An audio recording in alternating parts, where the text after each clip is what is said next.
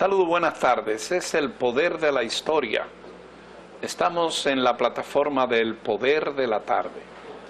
El poder de la historia, como su nombre lo indica, es una oportunidad que nosotros hemos compaginado, estructurado, elaborado para hablar evidentemente de la historia. En principio, en la primera etapa es la historia de la República Dominicana.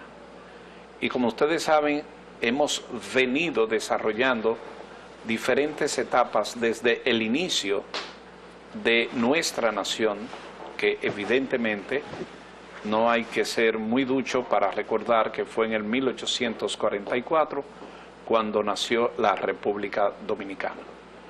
En programas anteriores hemos venido analizando los periodos que nos ha tocado por épocas o por circunstancias de ir desarrollando las etapas de la vida republicana de nuestra nación. Hoy seguimos con el tema, hoy tenemos otras etapas, hoy le vamos a presentar figuras de esas etapas. Me acompaño, como en las ocasiones anteriores, del doctor Julio Manuel Rodríguez Grullón.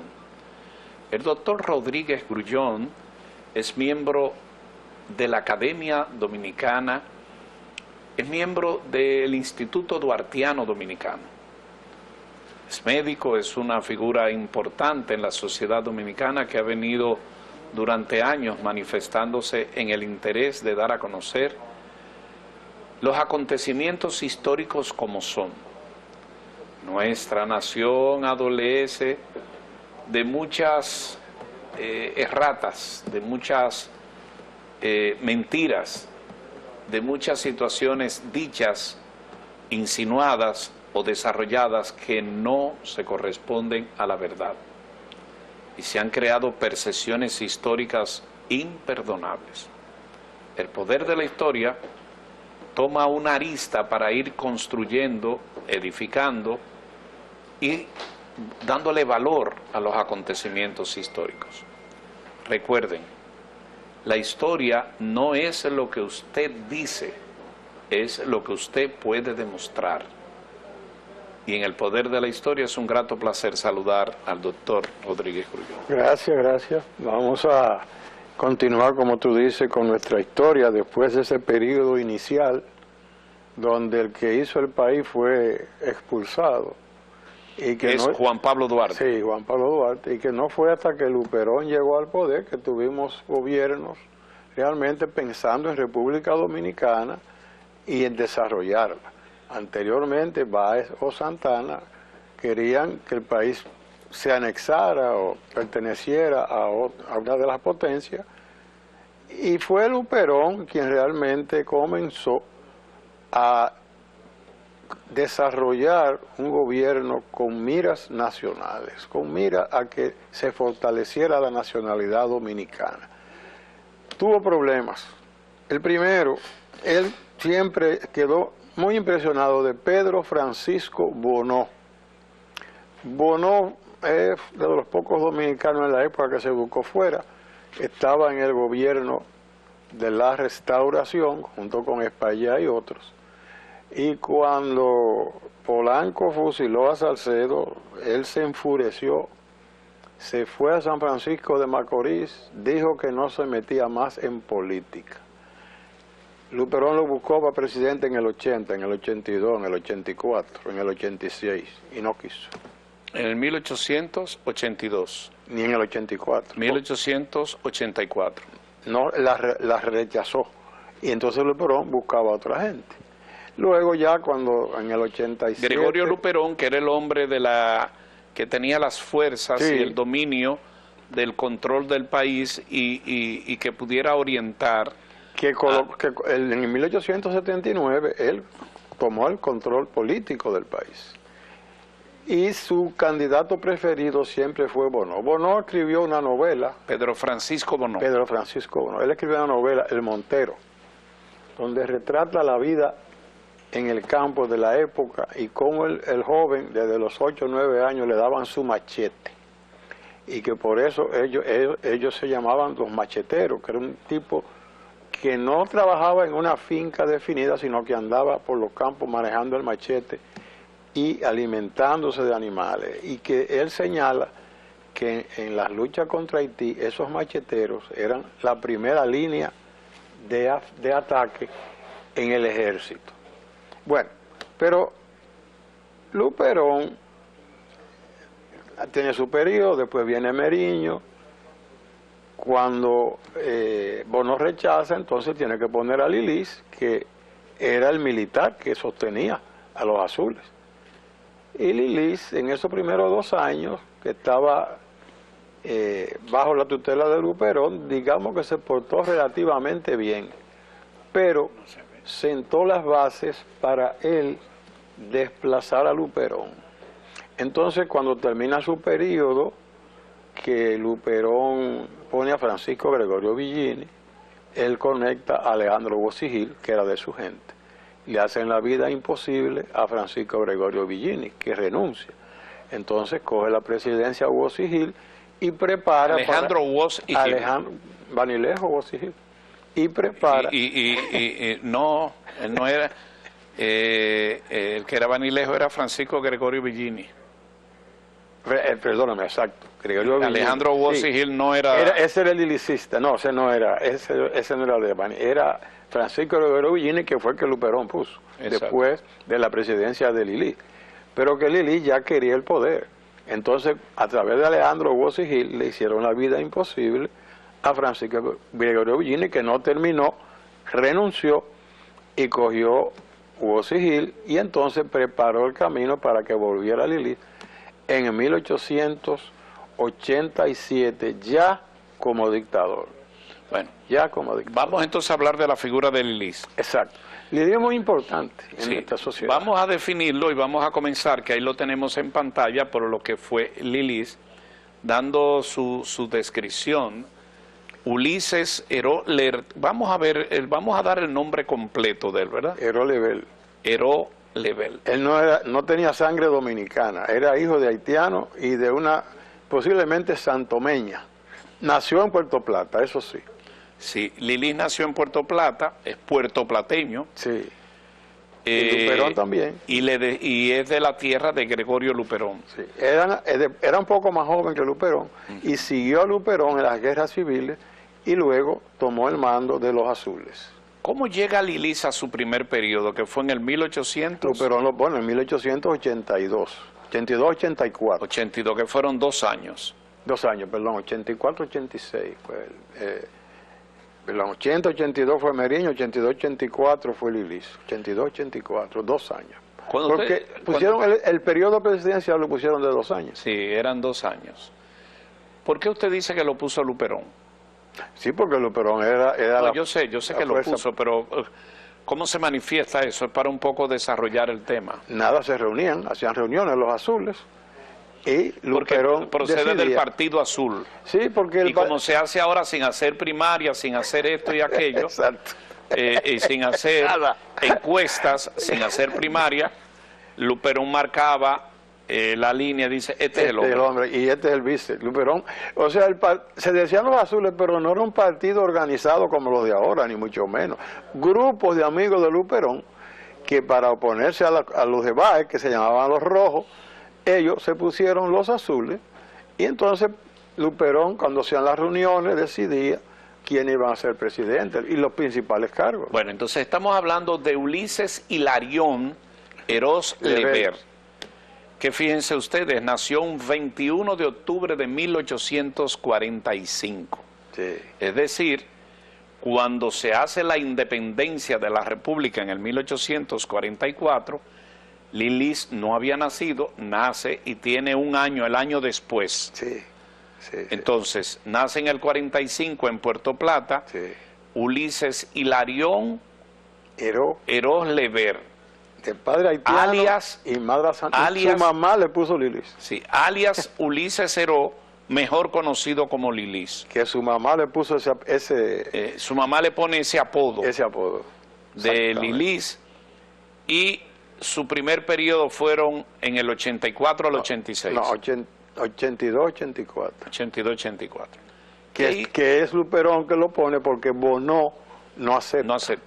¿Qué hizo Lilis en esos 2 primeros años? Se portó bien, seguía las directrices de Luperón, pero comenzó a socavar las bases del grupo y a atraerse personas. Y entonces influye en quién lo va a suceder.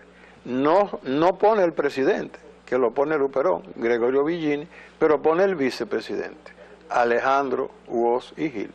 Y entonces ese es el que le prepara el camino para que él vuelva ya en el 1887 como dictador. Ok, pero yo quiero quedarme en los 2 años. Los primeros 2 años de Lilis. Sí.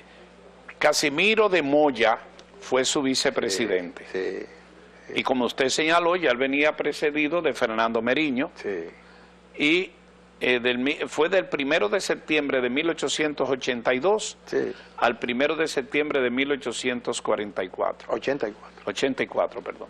Usted señala que en ese periodo él se portó bien, fue buen presidente. Bueno, sí, no cometió crímenes, pero comenzó a rodearse de seguidores, a restarle. Porque Luperón... Él era del Partido Azul. Sí, del grupo de Luperón que se llamaba el Partido Azul. Porque el problema era que Luperón se iba del país. Luperón paseaba mucho. Él ponía a los presidentes y se iba y después volvía. Y en esa era un magnate que le gustaría dejar una especie de lacayos o de súbditos o de gente ahí, hasta que le salió con Lili todo lo... Luperón se paseaba por Europa y lo recibían los cancilleres de Francia y de Inglaterra como el general que derrotó a los españoles. Él tenía ese prestigio y a él le gustaba eso. Se viajaba en esa época en barcos. En barcos, sí. Y él viajaba como, Luperón viajaba como una Madonna, como un gran personaje. Un gran personaje. Sí. ¿Cómo vestía Luperón? Bien, ya después que Luperón fue presidente, Luperón controlaba la aduana de Puerto Plata. Por eso él también, cuando quedaba en el país, se quedaba en Puerto Plata. Porque, fíjate, no teníamos moneda.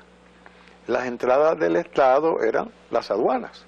Santo Domingo, Puerto Plata eran las 2 más importantes, y estaba Sánchez también, que en esa época era importante. Entonces, Luperón controlaba la aduana de Puerto Plata, y de ahí fue que él, digamos que sacó su fortuna, y le gustaba viajar. Después que dejaba quien era el presidente, él se iba, y después venía otra vez, en fin. Entonces Lili aprovechó eso para reemplazarlo. Pero Lili también se atrajo los rojos, creó su grupo, los verdes que habían después. O sea que él desbarató el armazón político que había y hizo el suyo. Y uno de los que más lo ayudó fue Alejandro Woz y Gil. Entonces, ya dejamos a Bono. En el 1887... Pero yo quiero, usted me pone los temas y yo quiero seguirlo hablando de los 2 primeros años de Lili. Sí. Y Lili era un militar. Sí, muy bueno. Pero Lili tenía formación y hablaba inglés y francés. Y hablaba creol, inglés y francés. Sí, porque a Lili lo tienen como un hombre muy bruto, pero no lo era. No, bruto Lilis, no. No, lo tienen como Lilis. Él era un cruel, él sí era. Sí, pero en cruel. Base a eso no le daban la categoría de lo que fue. Tenía 3 idiomas. Sí. Y Lilis tenía muchas características que lo hicieron irse, vamos a decir, creando un aura y ir preparando el terreno, porque él tomó, como usted señala, esos 2 primeros años para prepararse. Él decía que estaba untado por un brujo haitiano y que no le entraban las balas. Esa era una de las, digamos, de las leyendas, de las como versiones que él de la ponía historia a circular para infundir ¿Qué recuerda miedo, usted en esos 2 primeros respetaran. años que hizo Lili, hacer la cosa bien, y qué más?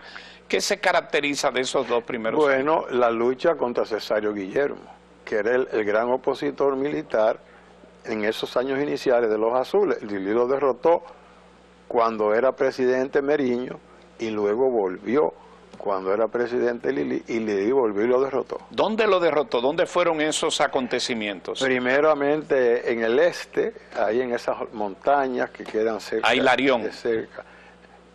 No, a Cesario Guillermo. Cesario Guillermo, que a la sazón tenía... Bueno, él era un líder en el este, era hijo. Ganadero. Sí, pero el padre de él había sido también un guerrillero que Luperón lo había eliminado a su papá. Entonces cuando Gregorio anti, Villini, Ulises Heró lo derrota. Bueno, Gregorio Villini era el presidente. El presidente. Y el vice es que coge la presidencia, Alejandro Bossi Gil. Sí. Y él propone a Lilis, porque Lilis... Y a Lili quien Lilis derrota es a un candidato que presentó Luperón, que fue Casimiro de Moya. No, yo sé. Y que después lo dejó de vicepresidente.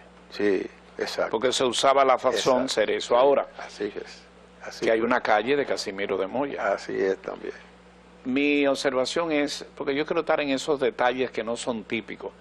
Esa pelea, Lilis vence a Cesario, sí. ¿Dónde? ¿Cómo fueron? Finalmente en Azua la segunda vez. La segunda vez, la primera en el este. En el este. Entonces, ¿cómo eran esos acontecimientos? Porque ¿Era machete o qué? No, bueno, ya estábamos más adelantados. Ya habían rifles. No, lo que pasa es que Cesario estaba... ¿Cuál era la disputa entre Cesario y Lilis? El poder. El poder, y que Cesario estaba apoyado por los españoles. ¿Y Lilis?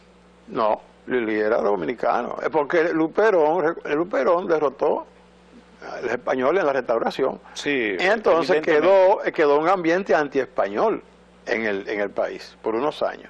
Y entonces, desde Puerto Rico, apoyado por los españoles, era que venía Cesario Guillermo. Es decir, que Cesario en el fondo estaba compenetrado con los españoles que buscaban siempre regresar, porque no hay nada que haya sido más seguido, aterrizado y bombardeado que la independencia dominicana. Así es también. O sea, no siempre estuvo al filo o por los haitianos, o por los franceses, o por los españoles, que fueron los que menos después le interesó, porque pensaba que no había muchas cosas aquí. Porque los españoles en esa época, con el perdón de España, eran filibusteros, sin ser filibusteros, porque los filibusteros vienen de Francia. Pero bueno, entonces, termina, porque tengo que llegar rápido a la historia. Don Víctor, usted ve cómo me entusiasmo con la historia, el poder de la historia. Tenemos un buen oyente en el estudio hoy, don Víctor Grimaldi. Hay que saber lo que hablamos, porque después viene y corrige a uno en el aire. Está escribiendo también. No, que después corrige y dice que eso no es así. Tenemos que tener cuidado. Entonces, termina Lili sus 2 primeros años. Y le sucede Alejandro Bossi Gil. No, Francisco Gregorio Villini de presidente y Alejandro Bossi Gil de vice. Pero él fue el que puso a Alejandro Bossi Gil. Luperón puso a Francisco Gregorio Villini. Sí, pero cuando termina los 2 años de Lili, viene Lili. Cuando termina Lili, un año Gregorio Villini, un año Alejandro Bossi Gil, y entonces Lili ya 12 años dictador. No, a eso le voy diciendo. Cuando termina 1882, 1844, los 2 primeros años de Lili. Termina. ¿Quién le sucede? Francisco Gregorio Villini. Y Alejandro Bossi Gil de vice. Que tuvieron hasta el 1860. A 1886. 86, oye, di que 60. 86. 1866. Esos 2 años tuvieron estos 2 distinguidos caballeros, uno Vanilejo y Alejandro Bossi Gil, cuya hija es Celeste Bossi Gil, una de las mejores del arte de la República Dominicana. Hemos tratado mucho ese tema en El Poder de la Cultura con Gamal Michelén. Se pasaron esos 2 años y como no estamos analizando ni Francisco Gregorio Villini ni Alejandro Bossi Gil, en el 86... Pero es que ahí ya se siente la influencia de Lilis. ¿Por qué? Porque cuando él dejó la presidencia a través de Alejandro Bossi Gil comenzó a maquinar, Luperón de viaje y él maquinando. Guerra de guerrilla, como se llama, por debajo. Y creando condiciones para él. Para él volver. Sí. Pero entonces Luperón le puso a Casimiro de Moya cuando vino y Lilis le las elecciones fueron fraudulentas y hubo un conato de guerra civil, pero Lili derrotó a Casimiro. Dicen que con dinero, pero la cuestión fue que se quedó y entró de presidente en enero de 1887. Ya Lili, dueño de la situación. Y dura 12 años. Y dura 12 años de presidente. Vamos a hablar de esos 12 años. ¿Qué ocurrieron en esos 12 años? Mira, Lili comenzó Estamos hablando del 1887 a 1899, los 12 años de Lili. Comenzó a coger dinero prestado. El país ya tenía crédito porque ya la independencia se había reconocido, pero había algo que era el empréstito Harmon, que colgaba. Cuando quisieron coger prestado en Europa se encontraron con lo que los tenedores del empréstito de Harmon comenzaron a reclamar. Y eso fue un obstáculo hasta que le pagaron el 40% de lo que valía el dinero. Y se consiguieron los primeros préstamos, ya Lili siendo el presidente. Lili comenzó a repartirlo a su conveniencia y a crearse sus propios seguidores, al extremo que con los millones, aproximadamente Lili yo ha prestado unos 7 millones de dólares, aproximadamente. Pero eso era un dineral en esa época. Y con eso surgió una clase en el país que no existía.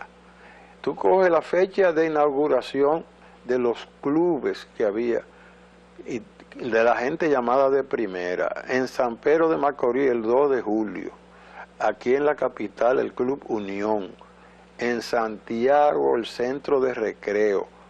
Todos esos centros surgieron en los 1890. Después vino el Casino Central de La Vega. En Montecristi vino el Club del Comercio. Anteriormente existía el Club de Damas, ya en época de Lili comenzaron a aparecer los clubes de damas, porque fue surgiendo en esos 12 años una clase adinerada. No era una burguesía, ellos no, porque con Trujillo tampoco se hizo burguesía, porque el dictador no deja que las fuerzas del mercado funcionen, la gente no aprende de negocio, sino la voluntad del dictador. ¿Qué tú quieres que hagamos? Tal cosa. ¿Qué tú quieres que hagamos? Tal otra. Y entonces los que están alrededor de él prosperan, pero no saben de negocio. Claro, ahí la historia cuenta, y usted me debe corregir, cómo precisamente Lili hace una serie de espías y de informantes, Sí. una estructura impresionante de poder propia de un dictador que en la época de Chapita, como le decían a Trujillo, ¿cómo le llamaban a los espías? A los calieses. Lili tuvo primero calieses que Trujillo. Claro que sí. Pero era una red que existía. Y tenía queridas todo el país. Sí, muchas mujeres. Cantidad. Era mujeriego. Cantidad de mujeres. Y todas eran informantes. Sí. Y él se acostaba con ella para que le dijeran cosas y para otros asuntos. Y a esos amigos de él y a su casta, como dice hoy Milei en Argentina, a esa casta él le proveía de bienes y de servicios a través de las exportaciones. Sí, controlaba las aduanas. Controlaba las aduanas. Y él, o sea, Lili como dictador al fin se fue enriqueciendo. También. Muchas mujeres. Muchas propiedades. Muchos espías, muchas propiedades. El rey y dueño del país. Exactamente. 12 años en el poder. Sí, señor. ¿Qué más hizo Lili? Surgieron las papeletas de Lili. Eso fue al final, ya que no tenía crédito, entonces tiró papeletas. Las papeletas de Lili. No Hábleme un poco de las papeletas de Lili. Bueno, cuando ya Lili no pudo conseguir que le prestaran más, ni las compañías europeas ni las americanas, entonces comenzó a tirar dinero impreso, sin respaldo. Comenzó a imprimir dinero. A imprimir dinero. Propio de un dictador y propio cuando se va a embromar. Pero las papeletas de Lili nadie las quiso, las tuvo que quemar. De hecho, cuando lo mataron en Moca, ya la no llegue todavía, vamos más adelante. Pero no, para decirte que andaba recogiendo esa papeleta. Sí, pero espérese, porque el homicidio, o sea, tengo que corregir la historia. Se habla de homicidio y tiranicidio. Tiranicidio. Sí, pero el homicidio contra él en Moca, ciudad donde mataron más de un presidente. Le llaman magnicidio también. Sí, más de un presidente. Magnicidio es cuando participan y hay un combate. Estoy aprendiendo historia. Voy a coger curso de historia. Entonces, pero no me lleve a la muerte de Lili, que eso no, es un episodio. Estamos hablando de los cambios que produjo en la sociedad. Entonces, ¿qué obra hizo Lili? La más importante, el ferrocarril. 2 ferrocarriles. ¿Cuál con de dinero ellos? Prestado. Principalmente el de Puerto Plata a Santiago, porque el de Sánchez a La Vega había comenzado un poquito antes, aunque él lo terminó. Sí, pero estaba bastante avanzado. Sí, sí. Fíjense ustedes. Pero el de Puerto Plata a La Vega, Pero fíjense ustedes cómo la historia todo. nuestra, esto es interesante, la historia nada más cuenta las cosas que van en una línea para denostar a los presidentes, porque de Lili lo más que tú oyes muchas cosas, lo mismo que los dictadores, pero Sí. Lili es el primero que crea esa infraestructura vial de los ferrocarriles, Sí, así es. sobre todo el de Puerto Plata, donde él nació, Sí, y ese llegaba hasta Santiago, sí. Y después siguió Tamoca, hasta Moca, y el de Sánchez venía de Sánchez a La Vega. a La Vega. Y lo quisieron llevar a La Moca, pero no pudieron unir las líneas porque eran de diferente ancho. Y no Entonces, solo eso, no hubo posible la conexión. no solo eso, que mírenlo ustedes ahí como se ve, ¿verdad? Sí, el director me tiene varias imágenes, ya las puede ir colocando de la época de Lili, las papeletas, el ferrocarril. La papeleta ya es al final. Sí, Al final ya. Sí, al final. Pero que el ferrocarril era el metro de hoy. Oh, sí. Y en esas épocas construir eso, eran franceses también. No, ¿Quién hizo ese ferrocarril? Bogar se quedó en Mao. Esa familia creo que era belga. No creo que fuera francesa. Pero ese ingeniero que hizo el tren de Puerto Plata a Santiago se quedó a vivir ahí en Mao, los Bogar. Y ahí todos los venía descendientes de el él. traslado de pasajeros, pero sobre todo la carga. Y originó muchas revoluciones después de muerto Lili, muchas revoluciones del ferrocarril, porque lo querían controlar.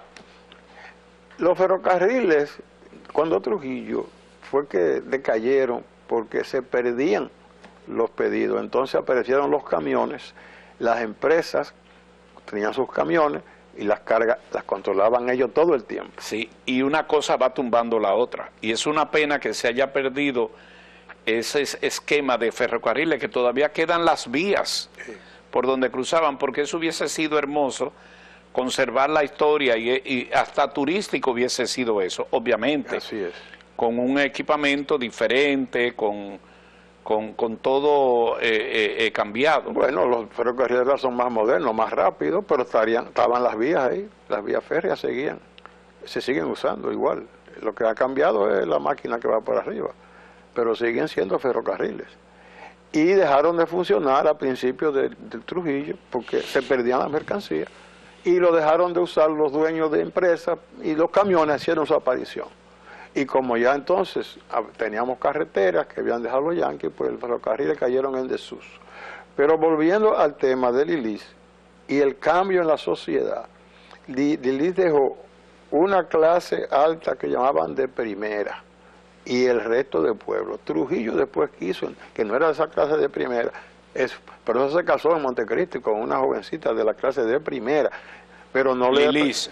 no Trujillo, pero no lo aceptaron en el club, y aquí tampoco lo aceptaron en el club. Y ahí era que Trujillo entonces desvanecía haciendo maldades y después lo ven y cerró el club de la Unión, y el de Montecristi le cambiaron el nombre. Pero sigamos con Lili, no se me mete en Trujillo, que después vamos a traer en Trujillo. No, lo que estamos diciendo es que hubo una consecuencia en la sociedad que Trujillo fue que realmente después la acabó.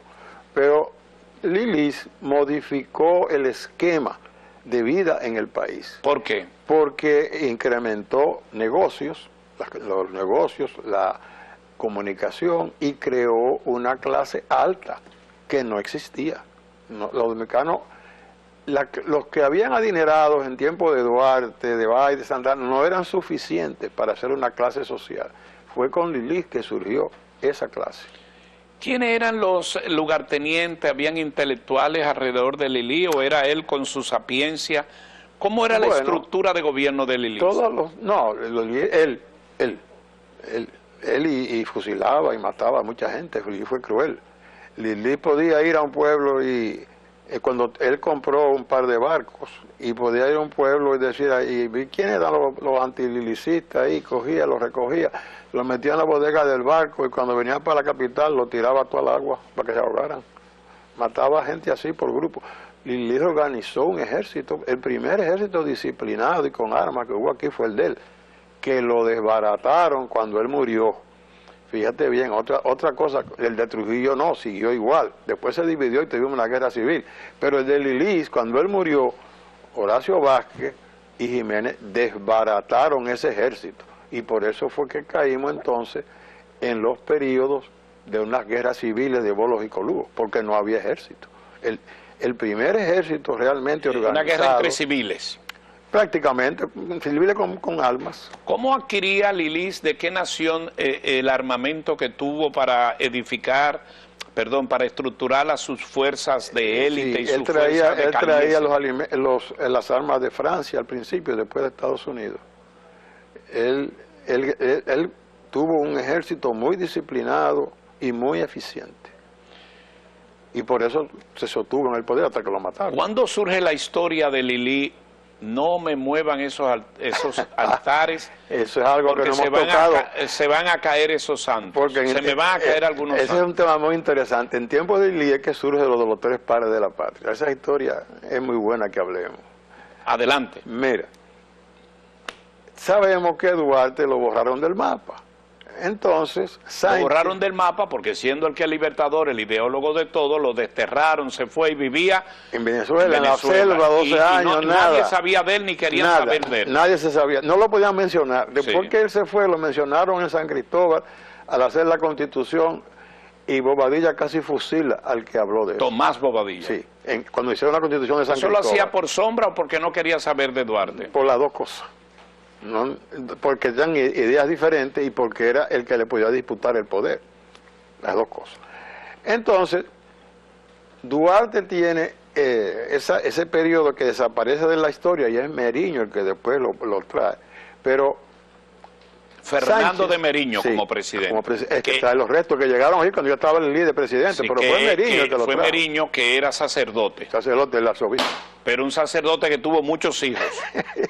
como una gran cantidad de sacerdotes. De la época. De la época, porque eran autoridad. Sí, pero estaba prohibido, era celibato, pero Meriño tuvo muchos hijos. Y una cantidad grande de sacerdotes. Era enamorado. De familia. De familia. Entonces, mira, es que no había Estado, era la iglesia. Y en la colonia, en toda Latinoamérica es así. Un pacto entre el Papa y el rey de España, que el gobierno, el rey nombraría los obispos, que es lo que iban a gobernar, y el Papa se lo aceptó. Entonces era en la iglesia la que gobernaba. Entonces no había acta de nacimiento, nada, fe del bautismo y todo, y los curas manejaban dinero. Y tenían poder. Tenían poder, y por eso tenían mujeres, y fíjate que son cabezas de familias importantes. Y eso era sobre todo, cuando ven ustedes en la foto, Fernando Arturo de Meriño, que con su hábito y su cosa tuvo hijos. Varios hijos. Varios hijos y se fue a la cama varias veces. Sí. Aun cuando se lo prohibía la iglesia. Así era. Muy bien, pero eso lo dejamos para más adelante. Son personajes que hay que analizar aquí, estamos aprendiendo, ¿verdad? Entonces, si ustedes quieren hacer alguna pregunta, algún aporte, alguna sugerencia, nos pueden llamar y con mucho gusto tomamos la llamada y le puedo permitir para hacerle preguntas a nuestro compañero, digo compañero, del Poder de la Historia de la plataforma del Poder de la Tarde. Bueno, pero con los tres padres de la patria, con los tres padres de la patria. Entonces tiene un hijo, Sánchez y su esposa, Juan Antonio Sánchez, o sea, Juan Francisco Sánchez, que como tiene esa muerte heroica a su padre, cuando él llega a tener cierto poder a nivel de los gobiernos rojos de Báez, él, como fue Santana que lo fusiló a Sánchez, él eleva la figura de su padre y lo traen, el primero que traen a la catedral es a Sánchez, traído por su hijo. ¿Y qué cargo tenía el hijo, perdón? El hijo era ministro, tenía diferentes... En el gobierno de los gobiernos de Báez de comenzó, Báez. que era rojo. Entonces, cuando comienzan los azules, porque Meriño era azul, y trae a Duarte, y entonces... Los restos de Duarte. El resto de Duarte, entonces ya comienza a haber disputa entre los azules, que trajeron a Duarte, y el hijo de Sánchez, que había sido rojo, que ahora se hace verde, se mete con este nuevo líder que surgió, que era el gobernador de Puerto Plata, y entonces Meriño hace que los restos, el arzobispo Meriño hace que los restos de Duarte se pongan en la catedral también, ya en 1883. Vamos a ver ahí. Saludos, buenas tardes. A su orden. ¿Alguien está llamando? Saludos. Se cayó. Muy bien, puede volver a llamar, que el retorno dura un poco. Vamos a ver, entonces traen los restos de Duarte. Están Duarte y Sánchez en la catedral. Lilis había visto a Mella en Puerto Plata, cuando fue gobernador, que fue jefe de la milicia en Puerto Plata. Lo había visto en la restauración que hizo el manual y lo admiraba. Y entonces, en 1891, viene Mella también y lo pone en la catedral, con Lili de presidente. Los restos. Los restos, claro, los restos. Sí, los restos de los 3 caballeros que en ese momento eran caballeros. Buenas tardes. Los restos. Adelante. Los restos de los caballeros que en ese momento eran para hacer una pregunta al señor que están entrevistando. Hágala. Sí. Buenas tardes. Sí, buenas tardes. Por favor, pregúntele al señor que por qué en el himno nacional no mencionan el nombre de Ramón Matías Mella. Muy bien. ¿Y usted de dónde nos llama? De aquí, desde la ciudad de Santo Domingo. Muchas gracias. Ok. Bueno, esa pregunta se le hicieron a Emilio Prudón. Y él dijo que era que no lo podía poner todos. ¿Está respondido ahí? Sino que él puso a Sánchez y a Duarte, pero que ahí quedaban representados todos. No, pero... No, eso es viejo, esa es una pregunta vieja. Sí, ya la respondió ahí, es interesante eso. Sí. Entonces, los restos de estos 3 caballeros... Están en la catedral. Están en la catedral. Viene el año 1894, los 50 años de la independencia. Sí. Y el arzobispo Meriño y Emiliano Tejera proponen hacerle una estatua a Duarte. ¡Ay! Se revolteó el hijo de Sánchez, Juan Francisco. Digo, espérate, eso va a hacer a Duarte el padre de la patria. Y el padre de la patria es mi papá. Y estalló una polémica en los periódicos. Entonces, eso llegó a Lilis, que era en ese día el presidente. El presidente. Y Lilis hábilmente dijo, no, yo no me meto en eso se va a ocupar el Congreso. Pero por abajo le mandó a Mella. Entonces sale en abril del 1844, ya había pasado el 27 de febrero, una decisión del Congreso que a Sánchez, a Duarte y a Mella hay que hacerle una estatua con la estatua de los 3. Míralo ahí, los 3, ahí la tenemos en el altar de la patria. Sí, y que se debe tener ese trío de padres de la patria. Eso dice Lili. Eso, bueno, dice el Congreso de Lili. Lili, bueno, Lili era que manejaba todo. Claro. Saludos, buenas tardes, a su orden. Buenas tardes. Buenas tardes. Yo saludo primero. ¿Qué tal? Yo soy Dominga Rivas Cabral. Quiero decirte algo de Lili, no mucho porque no me puedo coger programa. Lili Lili cogió a mi abuelo y lo metió en un saco a él y a mi hermano, allá un hermano, y los tiró al mar. Sí, hacía eso. Y los tiró al mar. Y ellos nadaron, no se murieron, ellos se salvaron. No me digas. Y el abuelo mío salió por Haití y el otro se perdió en el mar, pero no se murió. Solamente no te puedo decir todo lo que mi mamá me contaba de Lili. Mi abuelo, cuando Lili se murió, se puso una media negra en los pies y llamó a sus hijos y le dijo que tenía luto. Y le dijeron que de quién, de Lili. y Lili lo mandaba a buscar aquí para matarlo. Y cuando venía, comían juntos en la mesa. Eso sé de Lili y sé mucho más, pero no puedo quitar este programa. ¿De dónde? ¿Y usted vive dónde, señora? Yo vivo aquí en la capital, pero soy de Villajaragua de Neiva. Muchas gracias.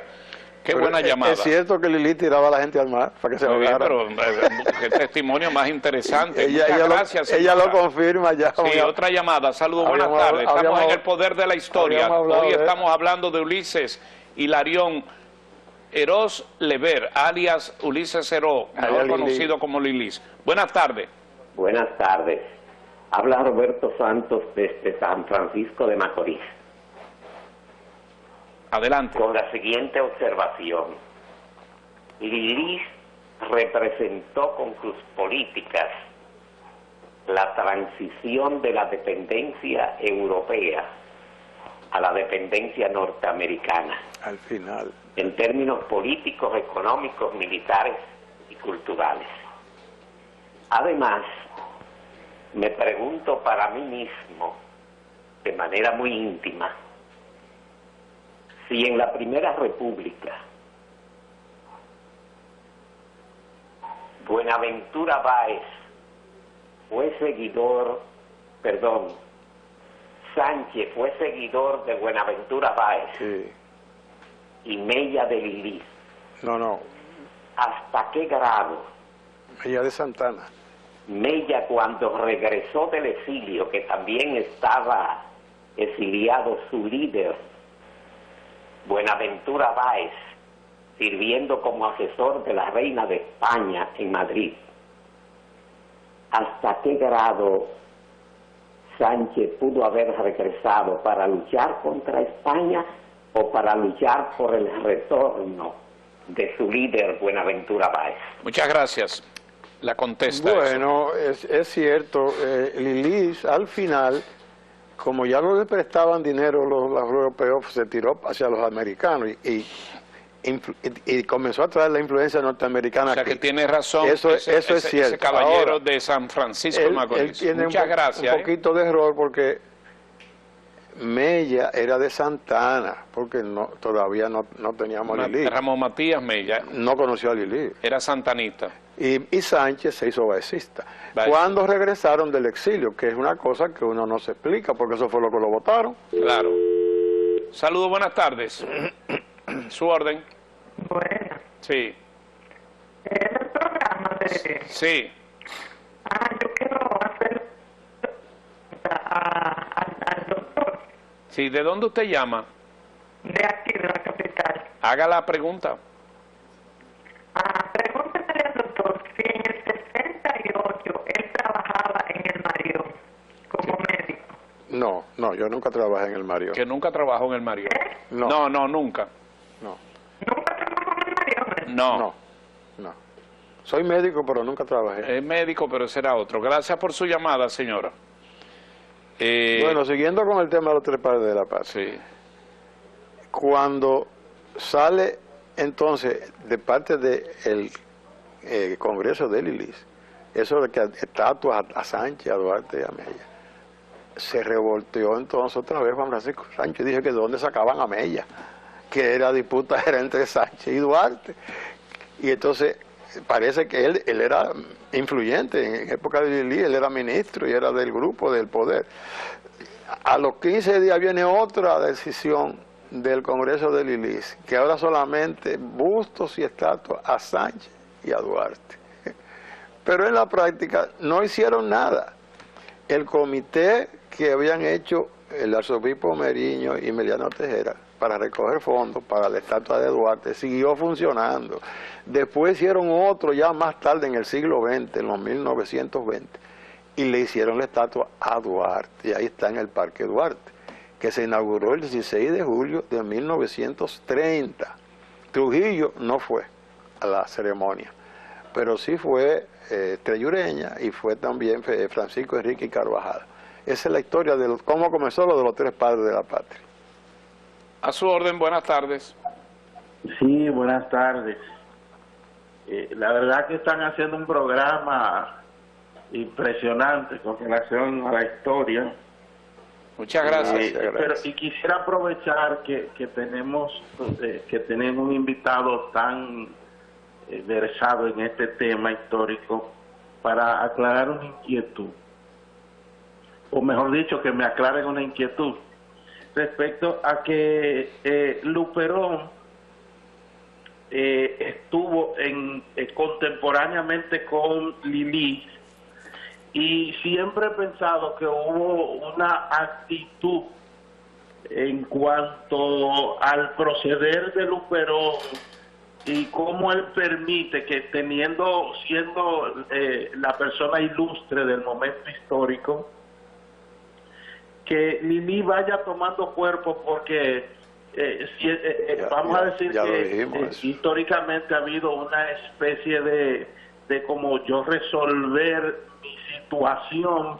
y cuando alcanzo cierto nivel, bueno, entonces me retiro un poco. No sé si estoy hablando de personajes muy ilustres históricamente, pero la actitud de Luperón al permitir que Lili alcanzara cuerpo hasta lograr introducirse como lo hizo en el gobierno. Bueno, ya eso lo habíamos comentado, ¿eh? Sí, no fue que Luperón lo permitió, Lili se aprovechó que Luperón viajaba mucho. ¿Usted sigue ahí en el teléfono? No, está bien. Que aprovechó que Luperón viajaba mucho para entonces irle Estando quitando fuera, poder. él se fue armando de las estructuras. Y sobre todo después que fue presidente. Sí, armando las estructuras, conocía las mieles del poder y fue armándose. Hasta que en quitó a forma y Luperón en fondo. en el 1887. ¿Por qué entonces surge la frase no muevan esos altares, Sí. que se van a caer los santos? Exacto. Cuando esa disputa entre Sánchez y Duarte se la llevaron a Lili, él exclama: no me muevan los altares, que se me van a caer los santos. Y no dijo nada más que eso. Y entonces se procede y se... Y le pasa eso al Congreso. Pero por debajo le metió a Mella. Y se fueron los tres. Entonces el Congreso hace a Duarte, Sánchez y Mella, estatuas, que se le hagan honores y todo. Y entonces, así se quedaron los tres padres de la patria. bueno, entonces protestó que vino la Juan ley. Francisco Sánchez y hubo un segundo decreto, resolución del Congreso, que nada más eran a Sánchez y a Duarte. Sí. Saludos, buenas tardes. Deseo hacer una pregunta al invitado que haya. Sí, ¿de dónde usted llama? Buenas tardes. Sí, ¿de dónde llama? Desde Santiago de los 30 Caballeros. Ah, pues Desde Santiago. hay 31, porque usted es el número 31.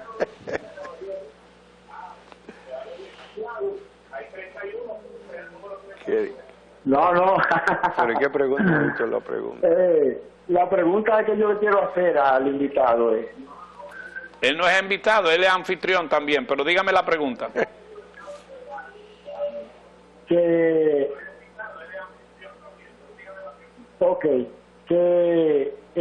hay una controversia con Pedro Santana, si se merece estar en el Panteón Nacional, si fue un hombre de bien o de mal. Ok, yo se la voy a adelantar. Síganos viendo en El Poder de la Historia, porque viene Santana. Hoy estamos en Lili. No se preocupe, que eso viene con muchas opiniones y programas que vamos a hacer desde el Panteón Nacional y muchas cosas. Ya don Juan Guerra tiene listo esos escenarios, tenemos uno del Panteón y vamos a ponernos frente a lugares emblemáticos ahí. Entonces, ¿qué más tuvo Lili en esos 12 años? Bueno, él, ya dijimos que creó una clase social, Sí. adinerada, que no era una burguesía, pero una clase social. Tenía un ejército muy disciplinado y dejó el país en bancarrota. Eso es básicamente. Entonces, como hubieron una serie de dispendios y de muchos desórdenes administrativos y financieros... Porque él gastaba el dinero de los préstamos como le daba la gana. Sí, y no hubo orden, eso comenzó a minar su poder. Sí. Y comenzaron a surgir conatos, conflictos y de todo. Pero que él lo reprimía violentamente con su ejército. Porque era un dictador. Pero no, con un ejército bueno. El primer ejército dominicano eficiente fue el de Lilis. Y mató mucha gente. Y mató mucha gente. Y no tenía que ver. Y en parte, Lili tuvo muchas mujeres. Y muchas mujeres. ¿Tuvo muchos hijos, Lili? Bastante. ¿Cuántos hijos tuvo Lili? No, eso no, el número no se sabe. Pero están tuvo los mucho. Oficiales, pero no se saben los hijos de Lili. Exacto. ¿Era brujo, Lili? Bueno, él decía que estaba untado. Untado pero fue por un brujo haitiano. ¿No? Él no decía que era brujo. Sí, ya estamos terminando para que me narre cómo es la muerte de Lili. Ajá. Saludos, buenas tardes. Sí, buenas tardes, bendiciones para participar. Dígalo. La diferencia de Lili y de los políticos de ahora. Ay, Dios mío. Lili mató mucha gente, muchas personas, él mismo seguro, lo ahogaba. Sí. Los de ahora nos ahogan con la salud, la educación y arropado en deudas con lo mismo que hizo Lili. ¿Cuál es? ¿De dónde usted nos llama? ¿Aló? Criminales, creo yo. Bendiciones. ¿De dónde nos llama? De Mao, Jorge Fernández de Mao. Ah, muy bien. Pues mire, le hemos copiado su intervención, que usted hace una buena referencia, que antes mataban a tiro y a palo y ahora ahogan económicamente. Muy bien, gracias por su participación. Lo de Lili fue Vamos al homicidio de Lili. Sus papeletas nadie las quería. Sí. Y él salió a recogerlas. Y en un viaje que se fue por Sánchez, dejó el barco ahí, y nuestros dictadores de alguna manera se creen como invulnerables, y dejó la escolta. Dijo que no quería escolta, andaba con un solo guardaespaldas. Y después fue a Moca a visitar a un amigo, Jacobo Lara, que tenía un comercio, y a darle, porque lo que hacía era recogía la papeleta y le daba un vale a la gente, como que ese vale después se lo iban a redimir en dinero. Ese era lo que estaba haciendo Lili, recogiendo papeletas y dando vales. Pero ya había una conjura contra él en Moca, Horacio Vázquez, Moncáceres y Jacobito Lara, que era hijo de Jacobo Lara. Entonces, había controversia de cómo lo iban a matar. Tenían miedo de que si se había un tiroteo en la ciudad, podía morir mucha gente inocente. Y Horacio Vázquez dijo, yo lo voy a esperar afuera. Pero Moncáceres y Jacobito Lara dijeron, no, nosotros lo vamos a matar cuando vaya a donde mi papá. Entonces, cuando Lili venía saliendo del negocio de don Jacobo, Jacobito fue el primero que le tiró, y después Moncáceres, y él quiso sacar, pero no pudo, y cayó. Así murió Lili. Y andaba con un solo... Ya ahí ni siquiera ese apareció. Parece que lo había dejado en otro sitio. Andaba solo prácticamente. Saludos, buenas tardes. ¿Sí? A su orden. Adelante. ¿Está ahí? ¿Aló? Sí. ¿Me está oyendo? Sí. La pregunta es, soy de San Cristóbal. Estoy llamando de San Cristóbal. Ok. Y aquí yo San Cristóbal. La pregunta es, ¿el general Lili era familia de Joaquín Balaguer? Eso quiero saber. La mamá. Sí, es verdad. Sí, pero déjeme decirle que usted la pegó. Así es. Lo que pasa es el que Esper es con el segundo apellido, que está mal escrito, porque se hacían, pero haga la historia usted. Balaguer era Joaquín Balaguer Ricardo. Sí. Pero que su mamá, después de Ricardo, era Heró. Sí. Pero él nunca lo dijo, porque la mamá de él era nieta de Ulises Heró. Y ahí era que era grande Balaguer. Balaguer sabía lo que decía, lo que hacía, lo que omitía y lo que no hacía. No se preocupe que en la historia vamos a llegar a Balaguer. Así es. Sobre todo los hijos y una serie de situaciones. Muchas gracias, doctor. Bueno. Entonces ya matamos a Lili. Sí, ya Hoy seguimos de aquí para adelante con los bolos y colugos. Los bolos y la colugos. semana que viene. Esto es el poder de la historia. Jornada interesante en la plataforma del Poder de la Tarde, que queda mucho más, pero con otros contenidos. A ustedes gracias por su atención en el Poder de la Historia. Muchas gracias, doctor. ¿Cómo no? Vendremos con otras historias de la historia de la República Dominicana.